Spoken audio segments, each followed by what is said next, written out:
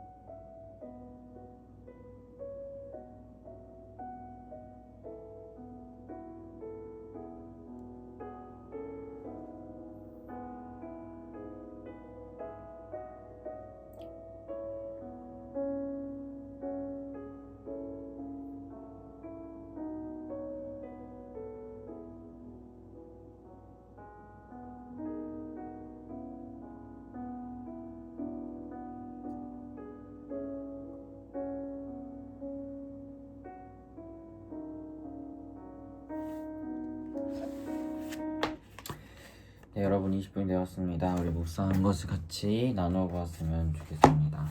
이제 어제 본문에서 다윗이 잡히기 직전이었는데 이제 하나님이 움직이셔서 블레셋이 이스라엘을 공격하게 하시고 사울이 그 블레셋과 전쟁하기 위해서 이제 다시 전쟁터로 나가서 다윗이 살게 됐죠. 그 이야기가 이어서 나오는 거예요. 그래서 1절에 사울이 블레셋 사람을 쫓다가 돌아오매 라는 말이 그것을 의미합니다. 어쨌든 이렇게 돌아오니까 다윗이 엔게디 광야에 있다는 이야기를 들어요. 그래서 사울이 한 3,000명을 데리고 다윗을 잡으러 가는데 배가 아팠나 봐요. 그래서 사울이 그 화장실을 갑니다. 큰 거를 보려고, 대변을 보려고 한 동굴로 안으로 들어갔는데 그게 하필 다윗이 숨어 있었던 동굴인 거예요. 우리가 알다시피 그런 중요한 변을 보고 있으면 솔직히 뒤에서 누가 죽여도 뭐 이렇게 저항하지 못하는 좀 무방비 상태에 놓이게 된 건데, 그것을 이제 다윗의 사람들이 보고 이거 하나님이 우리에게 준 기회다, 사울을 죽이자라고 이야기를 하니까 다윗이 죽이지는 않고 사울의 옷을 이렇게 변을 놓고 있으면 옷이 이렇게 뭐 흘러내려서 이렇게 땅에 이렇게 있을 거 아니야. 그것을 이렇게 칼로 샥 잘라서 죽이지는 않되 내가 죽일 수 있었지만 너를 죽이지 않았어 라는 그런 것을 이제 이렇게 보여줘요. 그래서 이제 사울이 이제 다 변을 놓고 나갔을 때 다윗이 그 엔게디 광야에 있는 굴에서 나가서 사울에게 이야기하면서 봐라, 내가 너 잡을 수 있었지만 죽이지 않았다. 이것을 보면 내가 왕에 대한 악의가 없다는 것을 알지 않느냐. 사람들의 말을 흔들리지 말고 나는 너를 당신에 대한 악의가 없다. 그러니까 나를 이렇게 쫓아다니지 마라 라고 이야기를 해요. 그러니까 사울이 다윗을 축복하면서 네가 나에게 베푼 은혜를 막 이야기합니다. 그래서 고맙다 막 이야기하면서 심지어 하나님이 다음에 세울 왕이 너인 것을 내가 안다. 나의 후손들을 부디 잘 보살펴 주길 바란다. 뭐 이런 식으로 이야기하면서 오늘 본문이 끝이 나요. 근데 오늘 본문에서 우리가 주목하게 되는 것은 다윗이 어떻게 보면 뭐 대단하잖아요. 하나님, 사람들 얘기처럼 하나님이 나에게 죽이라고 보내주셨구나 라고 생각할 수 있는 그 상황에서 죽이지 않고 옷자락만 이렇게 자른 것도 대단한데, 더 놀라운 것은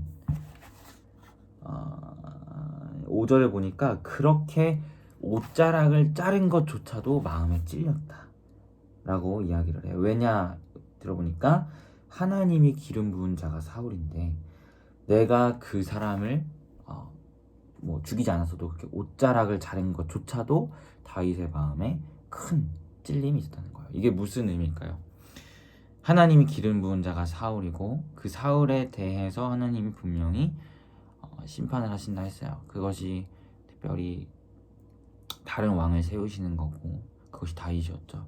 어떻게 보면 다윗은 그 상황에서 충분히 사람들처럼 하나님 나에게 주셨구나 라고 죽일 수 있었고, 그렇게 하지 않는다고 해도 옷자락만 잘라서 그런 자신의 의사, 나는 당신을 죽일 수 있는 기회가 있었음에도 죽이지 않았어 라는 의사를 나타내는 것, 저는 굉장히 잘했다고 보는데, 다윗은 하나님과 긴밀하게 교제하는 사람으로서 그것조차에도 마음이 찔렸다는 거예요. 이것이 어떤 의미냐?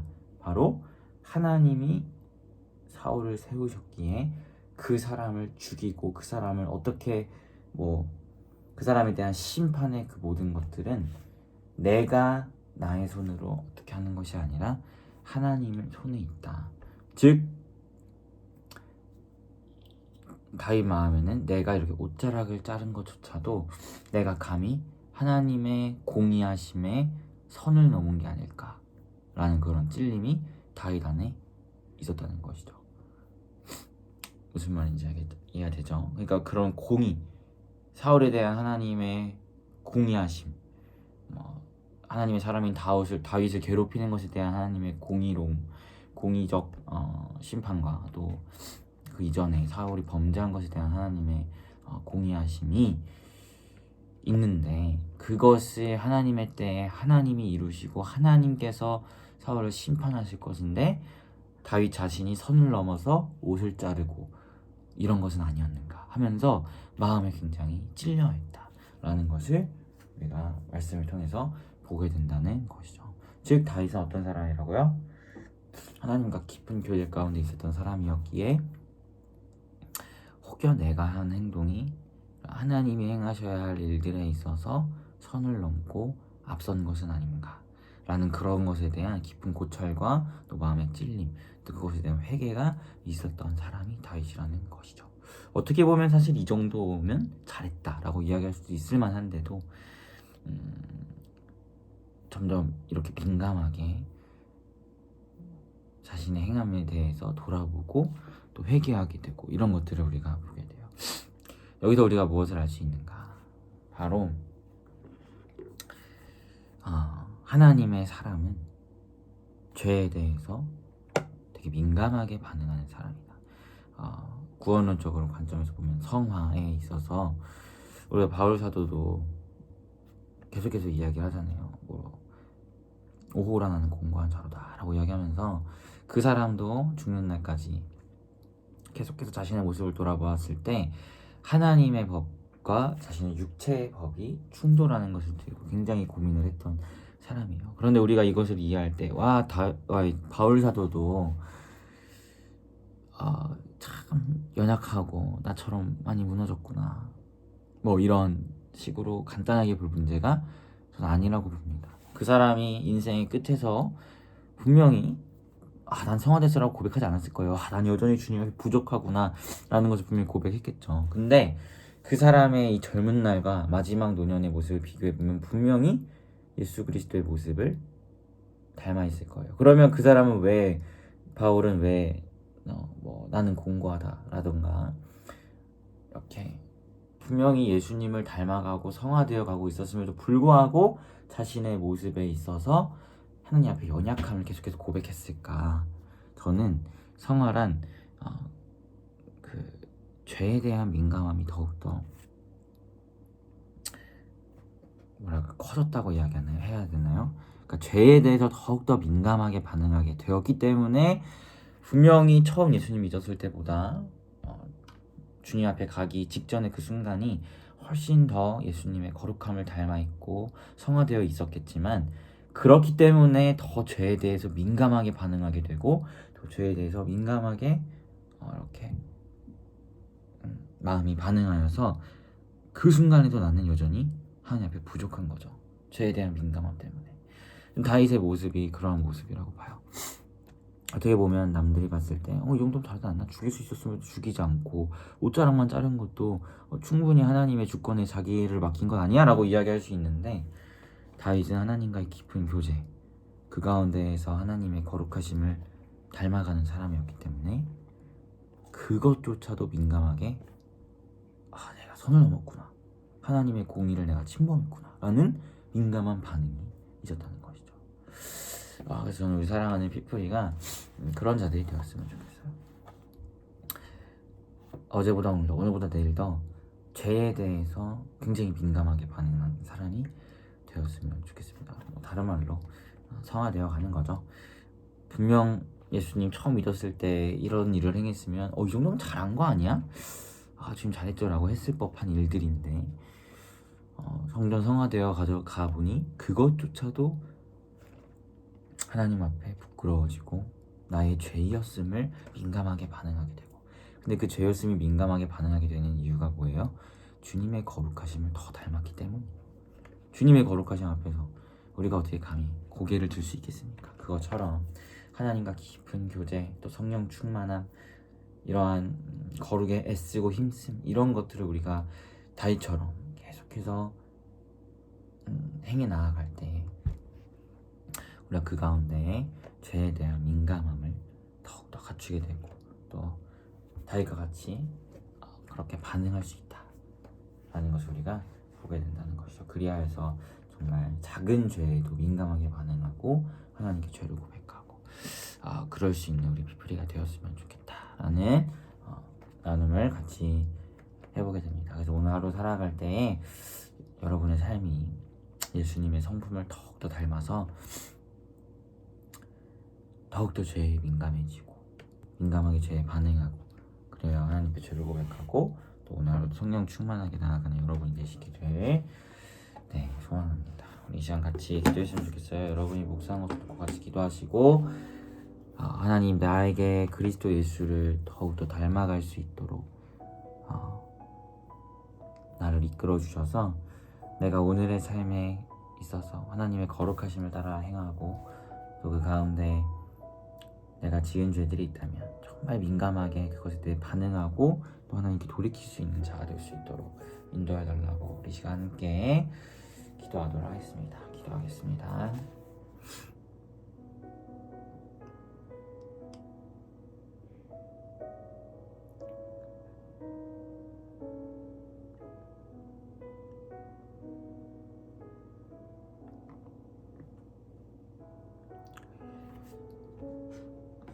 기도하겠습니다. 하나님, 다윗은 깊은 주님과의 교제 가운데에서 하나님의 거룩하심을 닮아갔던 사람이었습니다. 그렇기에 어떻게 보면 잘했다라고도 이야기할 수 있는 부분에서 다윗은 더 민감하게 자신이 하나님의 공의를 침범했다는 것을 발견하고 정말 죄에 대한 민감한 반응을 보였음을 우리가 보게 됩니다. 사랑하는 피플이 한 사람 한 사람이 그러기를 소망합니다. 예수 그리스도의 거룩하심을 오늘의 삶의 자리 가운데 닮아가고 그 가운데에서 우리의 부족한 죄악들이 더 낱낱이 드러나며 하나님 앞에 조금씩 더욱더 성결해져 가는 우리 피플이가 되기를 소망하오니 오늘 하루의 삶이 그리스도의 거룩을 닮아가게 하시고 그 거룩하심 앞에 우리의 죄악됨을 비추게 하시고 그 모든 죄악됨을 하나님 앞에 낱낱이 고백함으로 또 성령 충만히 살아가는 오늘 하루가 될 수 있도록 우리 피플이와 함께하여 주시옵소서. 감사드리며 예수님의 이름으로 기도합니다. 아멘. 여러분 모두 고생 많으셨고 오늘 하루도 주 안에서 평안한 하루 되시길 바라겠습니다. 샬롬.